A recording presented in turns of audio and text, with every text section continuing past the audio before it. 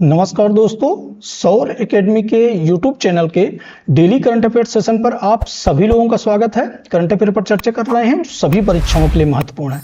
तो चलिए आज की क्लास शुरू करते हैं और देखते हैं आज के महत्वपूर्ण प्रश्नों को।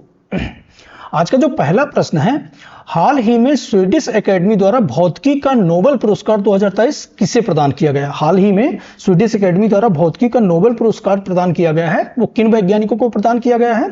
तो यहां पर ऑप्शन में देखें, पियरे एगोस्टिनी, फेरेंक कास्ट और एनी एल हुइलियर को, इनको भौतिकी का नोबेल पुरस्कार 2023 का प्रदान किया गया है। चलिए इनकी डिटेल देख लेते हैं। भौतिकी का जो नोबेल पुरस्कार है संयुक्त रूप से 3 वैज्ञानिकों को दिया गया है। किसके किसको? पियरे एगोस्टिनी, फेरेंक कास्ट और एनी एल हुइलियर को दिया गया है। और ये पुरस्कार इनको इलेक्ट्रॉन गतिशीलता के अध्ययन के लिए, किसके लिए? इलेक्ट्रॉन गतिशीलता के अध्ययन के लिए प्रकाश में एंडोसेकेंड पल्स उत्पन्न करने के वाले प्रयोगात्मक विधि को खोजने के लिए प्रदान किया गया है। तो ये भी याद रखिए, चूंकि हाल में ही दिया गया है, इसके पहले चिकित्सा के क्षेत्र में भी दिया जा चुका है। यदि हम नोबेल पुरस्कारों की बात करें तो नोबेल पुरस्कारों की स्थापना जो हुई थी 1895 में हुई थी। पहली बार जो नोबेल पुरस्कार दिया गया था वो 1901 में दिया गया था। 6 क्षेत्रों में दिया जाता है: भौतिकी, रसायन, चिकित्सा, साहित्य, शांति और अर्थशास्त्र के क्षेत्रों में नोबेल पुरस्कार प्रदान किया जाता है। इसको प्रदान करने वाली जो ऑर्गेनाइजेशन संस्था है तो ये कौन है? Royal Swedish academy of sciences. तो ये भी याद रखिए, royal Swedish academy of sciences. Next question देखते हैं। 19वें एशियाई खेल 2023 में किस महिला खिलाड़ी ने 5000 मीटर दौड़ में स्वर्ण पदक जीता? अभी हाल में ही जो चीन में 19वें एशियाई खेल चल रहे हैं उसमें भारतीय महिला खिलाड़ी ने 5000 मीटर दौड़ में स्वर्ण पदक जीता है। वो कौन सी खिलाड़ी हैं? तो वो पारुल चौधरी हैं। कौन सी खिलाड़ी? पारुल चौधरी ने स्वर्ण पदक जीता है। डिटेल देख लेते हैं इनके। भारतीय एथलेटिक पारुल चौधरी ने महिलाओं के 5000 मीटर फाइनल में 15.14.75 का समय दर्ज किया, 15 सेकंड और 14.75 सेकंड का समय दर्ज किया है। और एशियन गेम्स में इन्होंने स्वर्ण पदक जीता है। अभी तक जो स्वर्ण पदकों की संख्या भारत में 15 गोल्ड हो चुके हैं। इसके अलावा 26 सिल्वर और 28 ब्रॉन्ज मेडल के साथ भारत चौथे स्थान पर है। नेक्स्ट क्वेश्चन देखते हैं। भारत के हरित क्रांति के जनक और प्रसिद्ध वैज्ञानिक, प्रसिद्ध कृषि वैज्ञानिक है जिनका हाल में ही निधन हो गया है। तो क्या नाम है इनका? हम सभी जानते हैं हरित क्रांति के जनक कौन है भारत के? तो doctor M S. Swaminathan. M S. Swaminathan है, हरित क्रांति के जनक हैं और प्रसिद्ध कृषि वैज्ञानिक भी रहे हैं। इनकी डिटेल देख लेते हैं। भारतीय कृषि वैज्ञानिक और भारत की हरित क्रांति के जनक के रूप में विख्यात एम.एस. स्वामीनाथन का कहां पे निधन हो गया है? तो ये चेन्नई में निधन हो गया है। इन्होंने 1960 के दशक में सामाजिक क्रांति लाते हुए भारत को अकाल जैसी भीषण स्थिति से उभारा था। इनका जन्म कहां हुआ है? मद्रास प्रेसिडेंसी में 1925 में। और इनको बहुत सारे राष्ट्रीय और अंतर्राष्ट्रीय सम्मान भी मिले हैं। यदि राष्ट्रीय सम्मानों की बात करें तो पद्म भूषण 1967 में, पद्म भूषण 1972 में, पद्म विभूषण 1989 में इन्हें प्रदान किया गया है। इन्हें मैग्सेसे अवार्ड भी प्रदान किया गया है 1971 में और विश्व खाद्य पुरस्कार 1987 में प्रदान किया गया है। इनका नाम क्या है? एम.एस. स्वामीनाथन। भारत में हरित क्रांति के जनक रहे हैं। और यदि विश्व में हरित क्रांति के जनक की बात करें तो नॉर्मन ई बोरलॉग है। नेक्स्ट देख लेते हैं। हाल ही में किस देश की क्रिकेट टीम ने T20 अंतर्राष्ट्रीय में 300 प्लस स्कोर करने वाली टीम बनी? अभी हाल में ही एशियाई गेम्स में कौन सी टीम है जो T20 अंतर्राष्ट्रीय स्तर पर 300 प्लस स्कोर करने वाली टीम बन गई है? तो वो कौन सी टीम है? नेपाल है। चलिए डिटेल देख लेते हैं। नेपाल की टीम ने मंगोलिया के खिलाफ 20 ओवर में 3 विकेट के नुकसान पर 314 रन बनाए हैं और 300 प्लस स्कोर करने वाली विश्व की पहली टीम बन गई है, जो किसमें? 2020 में। ये इंटरनेशनल 2020 के इतिहास का सबसे बड़ा स्कोर है आज तक का। तो याद रखिए कौन सी टीम है? नेपाल। नेक्स्ट क्वेश्चन देख लेते हैं। प्रधानमंत्री नरेंद्र मोदी 30 सितंबर को आकांक्षी ब्लॉकों के लिए संकल्प सप्ताह नामक कार्यक्रम शुरू किया है। कौन सा सप्ताह शुरू किया है? संकल्प सप्ताह नामक कार्यक्रम शुरू किया है। और इस कार्यक्रम का समय काल क्या है? तो इस कार्यक्रम का समय काल 3 अक्टूबर से लेकर 9 अक्टूबर तक है। नरेंद्र मोदी द्वारा जो 30 सितंबर को आकांक्षी ब्लॉकों के लिए संकल्प सप्ताह शुरू किया गया है उसका कार्यकाल क्या है? 3 अक्टूबर से 9 अक्टूबर तक है। और ये देश के 329 जिलों के 500 आकांक्षी ब्लॉकों में इसको लागू किया जा रहा है। इसका उद्देश्य क्या है? नागरिकों के जीवन की गुणवत्ता को बढ़ाना और ब्लॉक स्तर पर शासन प्रणाली में सुधार लाना। तो ये इसका उद्देश्य है, जीवन की गुणवत्ता में बढ़ाने के लिए ब्लॉक स्तर पर शासन प्रणाली में सुधार लाने के उद्देश्य से संकल्प सप्ताह का शुभारंभ किया जा रहा है। 3 अक्टूबर से 9 अक्टूबर तक ही चल रहा है। नेक्स्ट देख लेते हैं, ग्लोबल इनोवेशन इंडेक्स 2023 में भारत की रैंक क्या है। ग्लोबल इनोवेशन इंडेक्स 2023 में भारत की रैंक क्या है, तो ये भारत की रैंक 40वीं है ग्लोबल इनोवेशन इंडेक्स 2023 में। इसके पहले 2022 में भी भारत की रैंकिंग 40वीं ही थी। चलिए डिटेल देख लेते हैं। ग्लोबल इनोवेशन इंडेक्स 2023 में भारत की 132 देशों में 40वीं रैंक रही है। कौन सी रैंक रही है, 40वीं रैंक रही है। 2022 में भी इसकी रैंक 40वीं रही है और 2021 में इसकी रैंक क्या रही है, 46वीं रही है। तो ये भी याद रखिए, 2021 में क्या है, कौन सी रैंक रही है, 46वीं रही है। अपग्रेड करते हुए 2022 और 2021 में ये 40वीं रैंक पर है। फर्स्ट रैंक जो है स्विट्जरलैंड की है, सेकेंड रैंक स्वीडन की और थर्ड रैंक किसकी है, संयुक्त राष्ट्र अमेरिका की। इसको जारी कौन करता है, तो इसको ग्लोबल इनोवेशन इंडेक्स को जारी करने वाला है विश्व बौद्धिक संपदा संगठन, world intellectual property right, world intellectual property organization, वाइपो द्वारा इसको जारी किया जाता है। और इसकी जो पहली रिपोर्ट जारी की गई थी तो ये 2007 में जारी की गई थी। इसको भी याद रखिए, पहली रिपोर्ट कब जारी की गई थी, 2007 में। जारीकर्ता कौन है, विश्व बौद्धिक संपदा संगठन। स्थापना कब हुई थी इसकी, 14 जुलाई 1967 में और मुख्यालय इसका जिनेवा स्विट्जरलैंड है। सदस्यों की संख्या की बात करें तो 193 है। तो ये सारे फैक्ट याद रखिए। नेक्स्ट क्वेश्चन देख लेते हैं, इंपॉर्टेंट है। हाल ही में वैज्ञानिकों ने दुनिया के 8वें महाद्वीप का नक्शा जारी किया है। अभी हाल में ही 8वें महाद्वीप का नक्शा जारी किया गया है। उस 8वें महाद्वीप का नाम क्या है, तो उसका यदि हम ऑप्शन में देखें, यूरोडिया, स्वेडिया, जीलैंडिया, असेसिया, तो नाम क्या है, ये जीलैंडिया है, जो 8वां महाद्वीप है जिसका नक्शा अभी हाल में ही जारी किया गया है। ये है उसका नक्शा, ये है जीलैंडिया का क्षेत्र, जिसका 94% क्षेत्र जो है, 94% भूभाग जो है वो पानी के अंदर डूबा हुआ है और 6% भूभाग पानी के ऊपर है। डिटेल देख लेते हैं इसके। हाल में ही वैज्ञानिकों ने एक नए महाद्वीप की खोज की है। इस महाद्वीप का नाम क्या है, जीलैंडिया है। क्या नाम है, जीलैंडिया।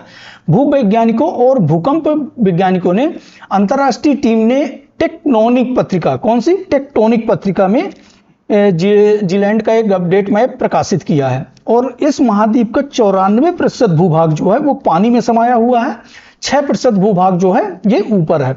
ये न्यूजीलैंड और छोटे द्वीप इसमें मौजूद हैं। अवस्थिति इसकी कहाँ है, लोकेशन इसका प्रशांत महासागर में है। ये भी याद रखें, इसकी खोज जो हुई थी 2017 में हुई थी। नेक्स्ट देख लेते हैं, हाल ही में किसे खाद्य पशु का टैग मिला है, किसे खाद्य पशु का टैग मिला है, तो यहाँ पे ऑप्शन में देखें तो कबूतर, मिथुन, हिरण और वादक। इसमें जो मिथुन है, ये मिथुन, इनको खाद्य पशु का टैग मिला है। ये पूर्वोत्तर भारत में पाया जाता है। भारतीय खाद्य सुरक्षा और मानक प्राधिकरण, ये प्रदान कौन किया है, मान्यता किसने दी है, तो भारतीय खाद्य सुरक्षा और मानक प्राधिकरण FSSAI ने हाल ही में मिथुन को खाद्य पशु के रूप में मान्यता प्रदान की है। और मिथुन को फूड एनिमल के रूप में मान्यता प्रदान करने और इसके मांस को वाणिज्यिक उत्पाद के रूप में बढ़ावा देने का प्रयास किया गया है। मिथुन जो है ये पूर्वोत्तर भारत में पाई जाने वाली एक मनोरम और सांस्कृतिक रूप से महत्वपूर्ण गो जाति प्रजाति है, तो इसको भी याद रखिए। तो खाद्य फूड एनिमल के रूप में मान्यता किसे प्रदान किया गया है, तो ये मिथुन को प्रदान किया गया है। नेक्स्ट देख लेते हैं, देश का पहला कार्टोग्राफिक मानचित्र कला म्यूजियम किस राज्य में बनाया गया है, किस राज्य में स्थापित किया गया है, तो देश का जो पहला कार्टोग्राफिक मानचित्र कला म्यूजियम है ये कहां पे, ये उत्तराखंड में। कहां पे, उत्तराखंड में इसको बनाया गया है। ये है, इसकी डिटेल देख लेते हैं। उत्तराखंड मंसूरी के जॉर्ज एवरेस्ट हाउस में, कहां पे, उत्तराखंड मंसूरी के जॉर्ज एवरेस्ट हाउस में देश का पहला कार्टोग्राफिक मानचित्र कला म्यूजियम बनाया गया है। कहां पे बनाया गया है, जॉर्ज एवरेस्ट हाउस में। ये नाम भी याद रखिए। इस म्यूजियम में सर जॉर्ज एवरेस्ट के संग्रह पत्रों और अभिलेखों का अवलोकन भी पर्यटन वगैरह जो पर्यटक जाते हैं वो कर सकेंगे। नेक्स्ट देख लेते हैं, हाल ही में किस राज्य के संदर्भ में वन डिस्ट्रिक्ट वन फोर्स नीति पर चर्चा की गई है। कौन सी? वन डिस्ट्रिक्ट वन फोर्स की नीति पर चर्चा की जा रही है। और ये कहाँ पे है? ये मणिपुर में। मणिपुर में अभी हालिया अशांति चल रही है, उसी के लिहाज से वन डिस्ट्रिक्ट वन फोर्स नीति पर चर्चा कर रही है। देख लेते हैं। मणिपुर सरकार द्वारा राज्य में भीषण जाति हिंसा को देखते हुए राज्य में एक नीति लाने का प्रयास कर रही है। कौन सी नीति है? एक जिला एक बल, वन डिस्ट्रिक्ट वन फोर्स। और इसका उद्देश्य जो है शांति व समान स्थिति स्थापित करना, बहनों में बेहतर समन्वय स्थापित करना। इस उद्देश्य से एक जिला और एक बल को लाया जा रहा है। कहां पे? मणिपुर। नेक्स्ट देख लेते हैं। हाल ही में किस राजमार्ग पर इलेक्ट्रिक हाईवे लेन बनाए जाने की घोषणा हुई है? एक अभी घोषणा हुई है, केंद्रीय सड़क परिवहन मंत्री नितिन गडकरी जी ने किया है, जिसपे इलेक्ट्रिक हाईवे लेन बनाए जाने की घोषणा हुई है। तो कौन सा है? ये दिल्ली जयपुर हाईवे है। कौन सा है? दिल्ली जयपुर हाईवे। केंद्रीय सड़क परिवहन मंत्री नितिन गडकरी ने अभी घोषणा की है हाल में कि देश का पहला ई हाईवे दिल्ली और जयपुर के बीच में बनाया जाएगा। और इस हाईवे पर इलेक्ट्रिक वाहनों को चार्ज करने के लिए थोड़ी दूरी पर चार्जिंग पॉइंट भी लगाए जाएंगे, बहुत सारे चार्जिंग पॉइंट भी लगाए जाएंगे। नेक्स्ट देख लेते हैं। अभी इसके पहले हमने भौतिकी के नोबेल पुरस्कार पर चर्चा किया था। ये चिकित्सा का नोबेल पुरस्कार भी 2023 का प्रदान किया गया है। चिकित्सा का नोबेल पुरस्कार 2023 किसे प्रदान किया गया? किसे प्रदान किया गया है? तो ये प्रदान किया गया है कैटलिन कारिको और ड्रू विसमैन को। किसको प्रदान किया गया है? कैटलिन कारिको और ड्रू विसमैन को। चलिए डिटेल देख लेते हैं इसकी। चिकित्सा का जो नोबेल पुरस्कार 2023 है, उसके लिए चिकित्सा क्षेत्र के कैटलिन कारिको और ड्रू विसमैन को 2023 का नोबेल पुरस्कार प्रदान किया गया है। और दोनों वैज्ञानिकों को जो पुरस्कार प्रदान किया गया है, ये कोविड-19 के खिलाफ उनकी न्यूक्लियोसाइड बेस संशोधनों से संबंधित उनकी खोजों के लिए दिया गया है। कब? कोविड-19 के खिलाफ इनकी न्यूक्लियोसाइड बेस संशोधनों से संबंधित इनकी खोजों के लिए, इनके परीक्षण के लिए इन्हें चिकित्सा का नोबेल पुरस्कार दिया गया है। तो ये भी याद रखिए, किसको दिया गया है? कैटलिन कारिको और ड्रू विसमैन। ये देख लीजिए। नेक्स्ट देखते हैं। हाल ही में अंतर्राष्ट्रीय टेनिस हॉल ऑफ फेम, महत्वपूर्ण है, अंतर्राष्ट्रीय टेनिस हॉल ऑफ फेम के लिए नामांकित होने वाले पहले एशियाई खिलाड़ी कौन से बने हैं? पहले एशियाई खिलाड़ी कौन बने? यहाँ पे यदि ऑप्शन में देखें तो लिएंडर पेस, महेश राफेल नडाल, महेश भूपति और रोजर फेडरर। तो कौन बने हैं? ये लिएंडर पेस बने। भारत के शटलर हैं, भारत के दिग्गज खिलाड़ी और कई ग्रैंड स्लैम टूर्नामेंट के विजेता रहे हैं लिएंडर पेस, जिन्हें अंतर्राष्ट्रीय टेनिस हॉल ऑफ फेम के लिए नामित किया गया है। और ऐसा नामित होने वाले एशिया के पहले पुरुष बन गए हैं। तो ये याद रखिए। और लिएंडर पेस 2024 क्लास के लिए घोषित 6 नॉमिनेटेड व्यक्तियों में से एक है। प्लेयर कैटेगरी में इनका मुकाबला जो है वो कारा ब्लैक, कॉर्लेस मोया, एना इवानोविच, फ्लाविया पेटेना और डेनियल नेस्टर के बीच में इनका मुकाबला होगा। तो याद रखिए कौन से खिलाड़ी हैं एशिया के पहले? लिएंडर पेस। अंतर्राष्ट्रीय टेनिस हॉल ऑफ फेम।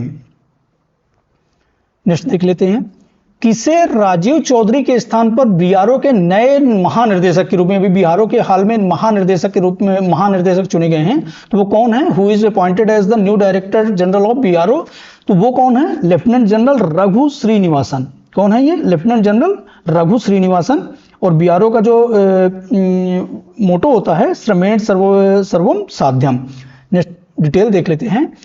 हाल ही में लेफ्टिनेंट जनरल रघु श्रीनिवासन को बीआरओ का सीमा सड़क संगठन का महानिर्देशक नियुक्त किया गया है।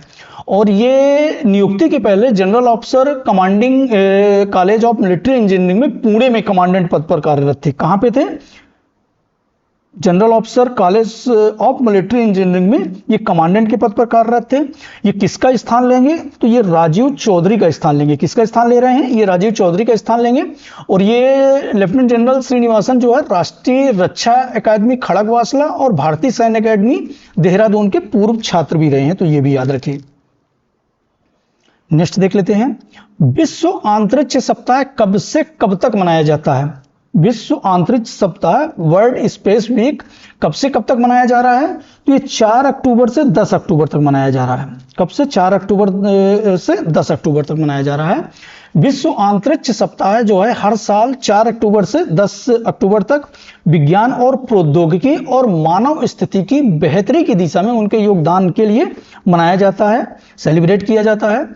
WSW वर्ल्ड स्पेस वीक जो है संयुक्त राष्ट्र संघ द्वारा कब से शुरू किया गया? 6 दिसंबर 1999। ये डेट भी याद रखिए, 6 दिसंबर 1999 को घोषित किया गया था इसको मनाने का। और जो उद्देश्य है, विश्व अंतरिक्ष सप्ताह का उद्देश्य लोगों में अंतरिक्ष पहुंच और शिक्षा के बारे में व्यापक ज्ञान हासिल करने में मदद करना है। तो ये इस दिनों के महत्वपूर्ण हमने करंट अफेयर के विषय में चर्चा की और नेक्स्ट सेशन के साथ फिर से उपस्थित होंगे। चैनल पर नए हैं तो सब्सक्राइब कर लीजिए, ज्यादा से ज्यादा लोगों तक शेयर कीजिए। धन्यवाद, मिलते हैं नेक्स्ट सेशन में।